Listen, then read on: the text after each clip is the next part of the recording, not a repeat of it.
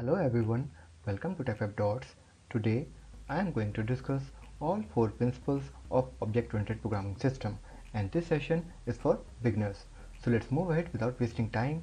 I will also discuss the polymorphism in detail with their type and with very easy code example, and I strongly suggest you to watch the previous video where I have discussed all basics of object-oriented programming system. So let's move ahead without wasting time and go to the first important concepts of object-oriented programming, which is abstraction. I know the best way is to explain through an example, but I will discuss very important points only before understanding the example. Okay, so abstraction is a process by which a developer hides everything other than the relevant, or you can say essential, necessary data, features, or you can say all about an object to the outside world to simplify and increase the efficiency. So that's a very important line.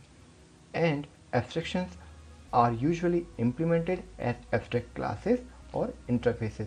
Some of the most important abstractions in .NET framework which are already there is stream, or you can say IEnumerable, and object is also an example of abstraction. If an abstraction has too many members, and I'm considering if you are implementing abstract class or interfaces, so considering that in mind, so if an abstraction has too many members, it becomes difficult or even impossible to implement. Too many abstractions in framework also negatively affect usability of the framework. Abstractions provide extremely powerful extensibility, and they are at the core of many architectural patterns. When we say architectural pattern, it contains everything, even from the design point of view. They are also extremely important for testability of the framework as well. And there are some important points when you are working with classes and object-oriented concepts. Do not provide abstraction unless they are tested by developing several concrete implementations. And some good points are: do choose carefully between an abstract class and an interface. So if you are not aware about abstract class and interface, that I have already discussed in my previous video, and the link is given in the description of this video. Consider providing reference test for concrete implementation for abstractions, such as test should allow user to test whether their implementation correctly implement the contract or not.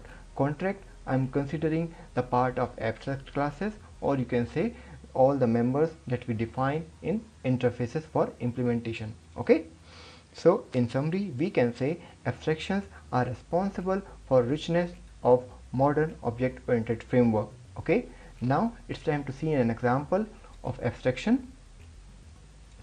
So let's take an example of interface. So you can see there is one interface IComparable, and this interface has one method which is compare, and it is receiving one object, and return type is integer. We cannot specify public here in interface. Okay, that's a rule. So in class, when we will implement this IComparable interface, so what we are doing, we are providing an implementation of this compare. We are just removing the semicolon and just giving the curly braces implementation here, and whatever the business logic that you want, you can apply here, and you can just simply implement this compare method. So how we are implementing abstraction, because from the end user side who will consume this one circle class, the client is not aware about this IComparable and its method. He is only creating the instance of this circle class and comparing the object that he want to do. Okay, so this is one of the way to achieve abstraction. Another example is with the help of abstract class.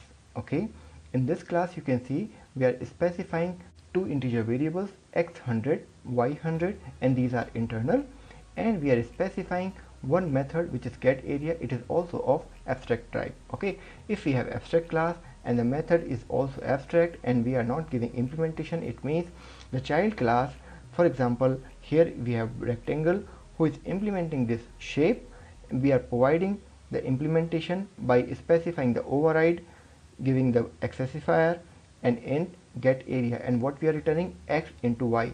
You can see now there is no x into y exist in rectangle class, but we are getting this x into y from its shape class. Okay, so everything is hidden and it's not relevant for the end user from where x and y is coming. The only concern from the client point of view is client want to consume this rectangle get area method, and he will get accordingly. Okay, that's the beauty of abstraction. So now let's move to the very first pillar of object-oriented programming, which is encapsulation. So it is first pillar, or you can say principle, or you can say characteristics of object-oriented programming. According to the principle of encapsulation, a class can specify how accessible each of its members to its code outside of the class. Means when we declare something inside the class, then we are also taking care how it will behave to the outside world. Methods and variables that are not intended to be used from outside of the class or assembly can be hidden. Okay. Another important point is encapsulation, hiding the internal state and functionality of an object and only allowing access through a public set of functions and properties. Don't worry if these points are not clear, I will just show you an example. Encapsulation is when a group of related methods, properties, and other members are treated as a single object. To promote encapsulation, a type or type member, you can consider type is a class, so you can read it like a class or class members may limit its accessibility to other types and other assemblies by adding one of the access specifier, or you can say access modifier. Okay, this is very important term. To the declaration, a field can either be private, public, protected, or internal. Fields are used to store data. We know you would favor public properties over public fields to promote encapsulation, and there can be two reasons, and the number one reason will be there is no need for other classes to know about those fields. We have a method inside the class that uses a field. I will show you example, don't worry. Hence it is appropriate to declare field as private. This is known as encapsulation. It means the functions of the class are using the internal fields. Okay, so this mechanism is known as encapsulation, and we are achieving this with the help of access modifier. We can safely change the value of the field inside class without affecting other classes. That's important point. For declaring a field as private is that we do not want other classes to freely modify them. This helps to prevent the field from being corrupt or to limit the malicious exploit. Okay, now it's time to see the example. Now here is our car. So you can see we have a car. It contains two private properties or two private variables, which are color and year of manufacturing, and we have one constructor, and we have two properties, color and year of manufacturing, and we are implementing these properties with the help of these private variables. Okay, and at the end we have two methods, start and stop. So how we are implementing encapsulation here? So you can see in this screen, it's a media file. Let me run it. So you can see if I am clicking on Toyota dot, I am creating an instance of this car. You can see start is there, stop is here, year of manufacturing, and color is here. Okay, but you can see there is no private field available to the outside world. That's how we are maintaining the encapsulation with the help of access specifier, because there is no need to show color and year of manufacturing, and we are also maintaining if something malicious data is going to set into the color, so we can validate that in setter. Okay, I hope this example is clear. Let's move ahead for this another principle, which is inheritance, and it is the second pillar of the object-oriented programming. Classes supports the concept of inheritance. It is pretty much clear now.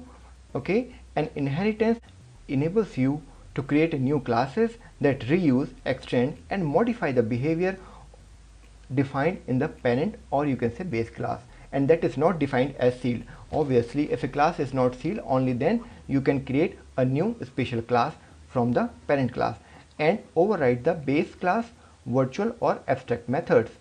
Okay, the class whose members are inherited is called base class, and the class that inherits those members is called derived class. Conceptually, a derived class is a specialization of the base class because that contains more members, those we specially defined in derived class, and that also contains all the members of parent class.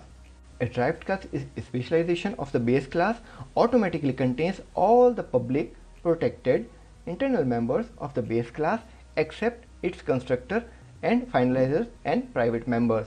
So everything will be available in derived class. Inheritance ability to create new abstractions based on existing abstractions. You used inheritance when you leverage the implementation already created in the base class to save the code or to rewrite the whole wheel, or you can say to reinvent the whole wheel.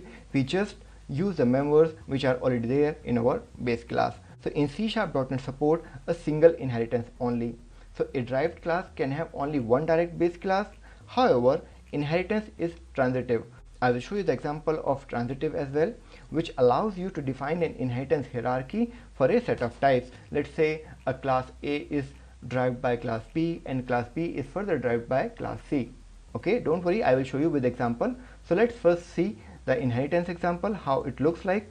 So you can see we have a class person. We will create another class because we want to consume all these important part of this person class into child class. Let me show you this thing in Visual Studio. You can see this is my Visual Studio. Here we have a person class. Okay, let me increase the font size for you. So we have a person class, we have two properties which are private, and here is our constructor where we are initializing last name, first name. This is our property, and here you can see we are getting the first name and we are setting the first name. And what is happening in the child class? In child class we are inheriting the person class and we are initializing the base. If you will hover over base, you will see person.person. It means we are calling the constructor of person class, and we are creating new property which is child name, and you can see we are inheriting child name which is last name and first name. We are concatenating, and from where it is coming from the person class which is person.last name. Okay, so I hope it is clear now. Let's go back to the presentation. Okay, so let's move ahead for the last principle, which is a very important one, which is polymorphism. Okay, and I know the best way is to explain through an example, but again I will explain very important points only. So polymorphism is the third pillar of object-oriented programming after encapsulation and inheritance. Polymorphism is derived from two Greek words, poly and morph, and the word poly means many and morph means shape or form. So polymorphism means simply many forms, or you can say many shapes. Polymorphism works on the basis that subclasses have all the features of their base classes. A subclass can have their own unique behavior and still share the same behavior from its parent class. A parent class cannot have behavior of its subclass. That is very obvious. So what actually we are trying to say is the child class have their own behavior, and it is also containing the behavior of parent class, and there is no contradiction in that. I will show you with example. Polymorphism simply means at runtime program is smart enough to use the method from the correct child class even when that object is declared to be of member type, means of parent type, based on its runtime. At runtime, object of a derived class may be treated as the object of base class. Now you must be thinking what it is, so I will show you with example. But you use polymorphism when you create virtual methods that derived classes could override to create specific behavior. Okay, so let me show you with example. That will be very helpful for you to understand what actually it is. So here's the scenario. If you have a drawing application that enables a user to create a various kind of shapes, but you don't know at runtime user will select what type of shape. However, the application has to keep the track of all the various types of shapes that are created, and it has to update them and respond to the user on mouse action. So you can solve this problem with the help of polymorphism. So what will happen, for example, your application support different shapes, for example rectangle, circle or triangle. So you will create all those classes, okay, and you will create a one base class of shape, and then we will write the circle accordingly what user has taken the action. Okay, so what is happening here at runtime, when client code calls the method, the CLR lookup the runtime type of the object and invokes the override of the virtual method. CLR is common language runtime, which is actually a superman of C# compiler. Okay, now you can see there is a class shape. It contains x, y, height and width, 4 integer variables, simple. And then we have one method is of virtual type, and it is not returning anything, simply void. This method name is draw, and what we are writing here, performing base class drawing task. Okay, then we create a class circle, and in that we are implementing this shape class, and we are simply overriding the draw method because it is virtual, so we can override it. And then what we are simply writing here, if we are in circle class, we are writing here drawing a circle, and also we are calling base draw. It means we are performing the child class operation as well. With the help of this, I mean, you can write own piece of code, and once it is completed, you are also calling base.draw. Okay, so two operations are happening here. And in the same way, you are implementing circle class with the help of shape. You will do this for rectangle and triangle as well, and then you will create a list of shapes and assign into shapes, and in that we are maintaining rectangle, triangle and circle. And when you will run this application by calling the draw method of each shape, so at runtime it will select drawing a rectangle, performing base class drawing task, similarly for drawing a circle, which is mentioning here drawing a circle, and then performing a base class drawing task. That's how polymorphism works. It's again based on virtual function and how we are overriding. Okay, this is very simple example to demonstrate polymorphism, but in object oriented world, polymorphism has its own type, and we say early binding or late binding. Some people call it early linking as well or late linking as well. So early binding type of polymorphism, also called static or compile time polymorphism, dynamic or runtime polymorphism. So compile time polymorphism further divided into two tasks, which is method overloading and operator overloading, and runtime polymorphism also divided into two parts, method overriding and method hiding. Okay, so let's see one by one all four types of polymorphism. Okay, let's first go by method overloading. It is very interesting and very easy to implement and very widely used. Okay, so let's go by definition first. The method has same name but different signature. Okay, we will just learn what is the meaning of different signature. The decision of which method is to be called is made at compile time. That's why it comes under compile time polymorphism.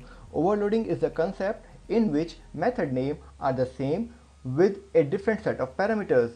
C# compiler checks the number of parameter passed, order of parameter, kind of parameter and type of parameter. Okay, these four are the key terms: number, order, kind and type of parameter, and make the decision on which method to call, and it throw an error if no matching method found.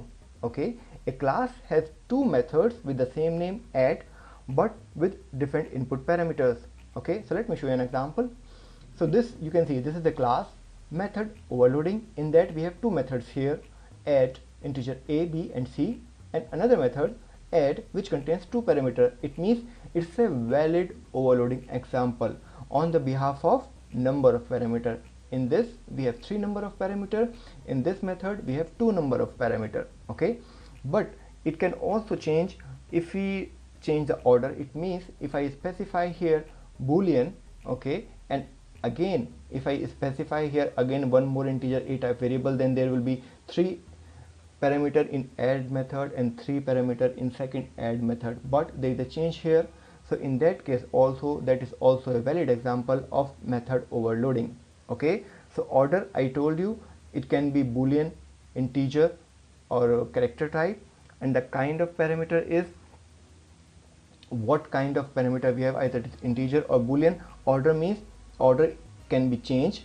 It means sometimes boolean is the last parameter, and in another add method boolean is the first parameter. So on that as well, on that behalf as well, you can overload. And the type of parameter means that parameters of ref type parameter or out type parameter.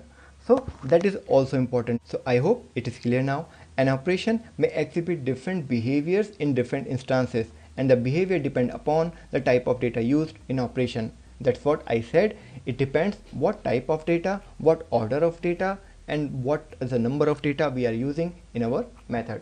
So I hope it is clear now. Let's move to the another concept, which is operator overloading.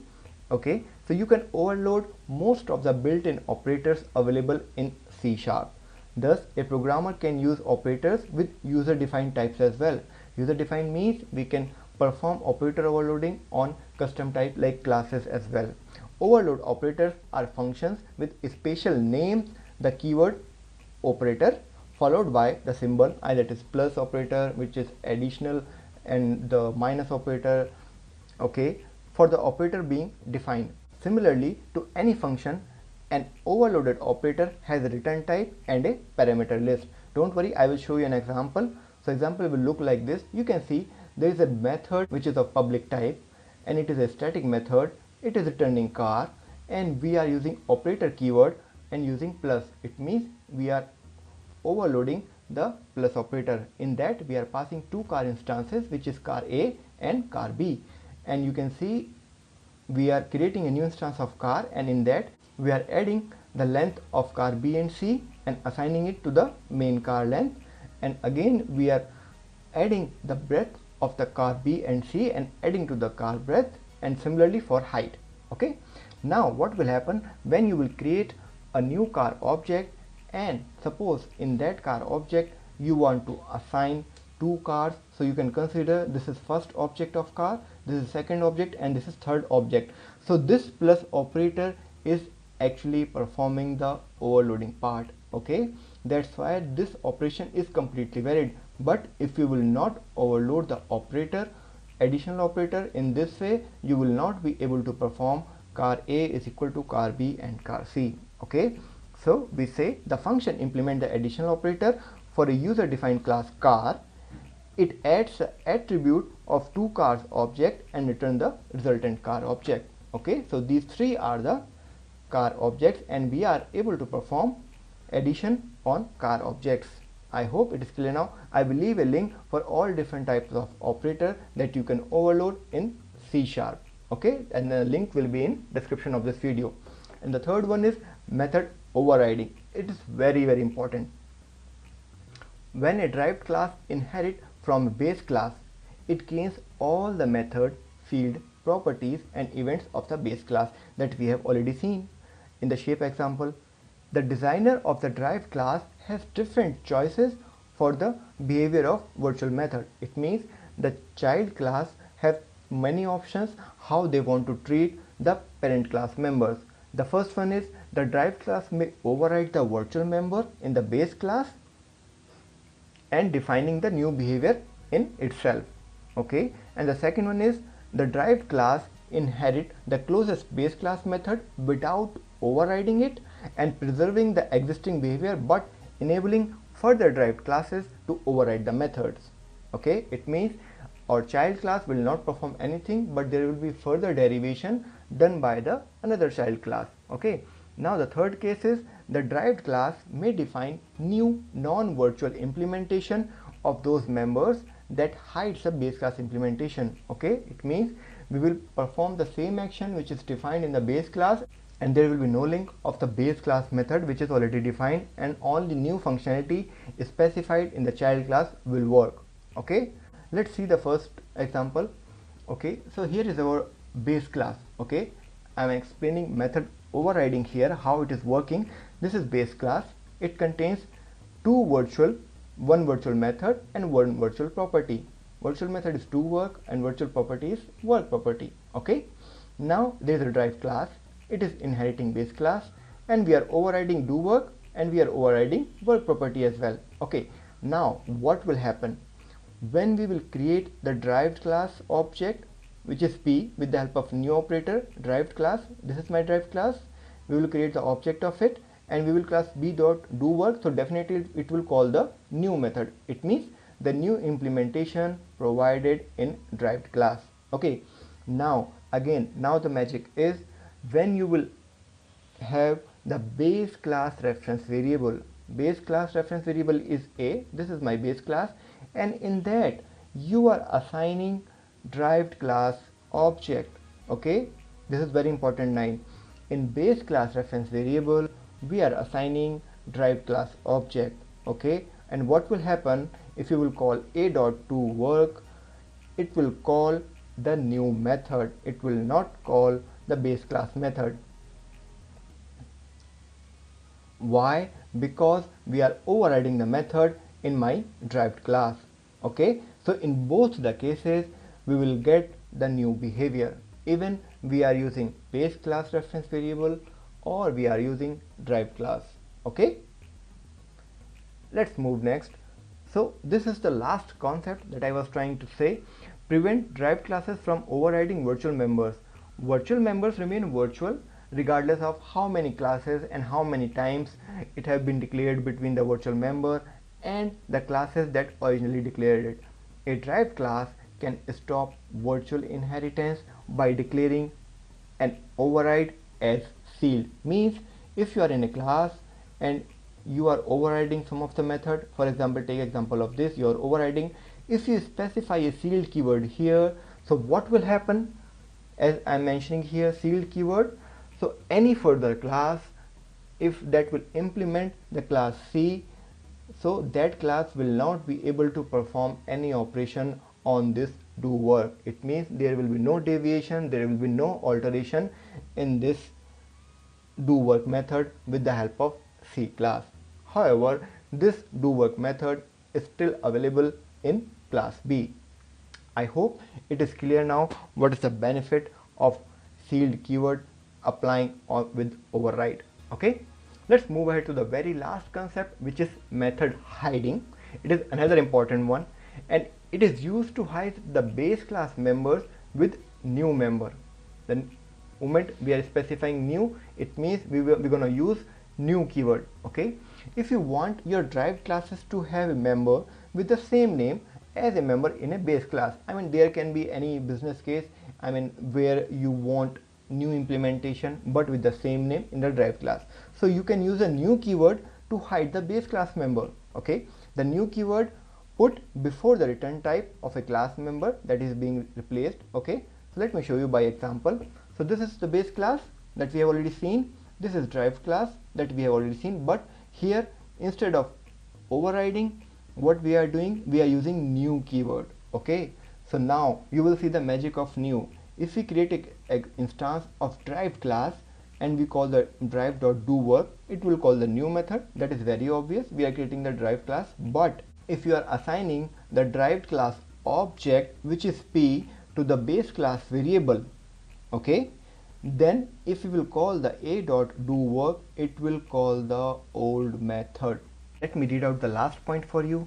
Hidden base class members may be accessed from client code by casting the instance of the derived class to an instance of the base class. So it is instance of my derived class and I'm casting it to the base class, and then if I'm calling a.doWork, then it will call the old method. Otherwise it will display the new method which is implemented by derived class.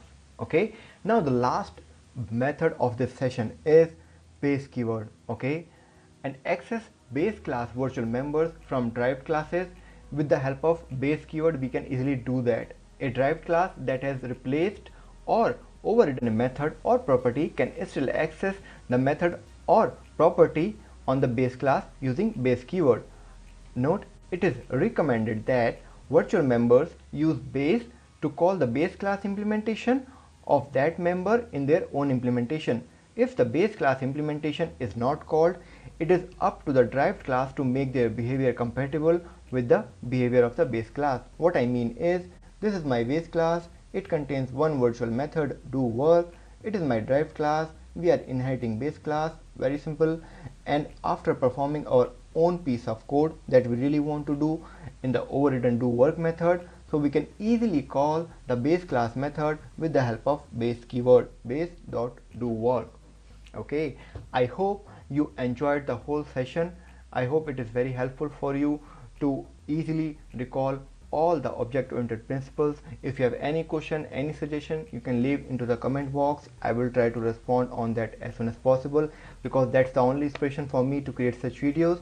I will see you in the next session with some new learning, and don't forget to like and subscribe. Till then, bye bye.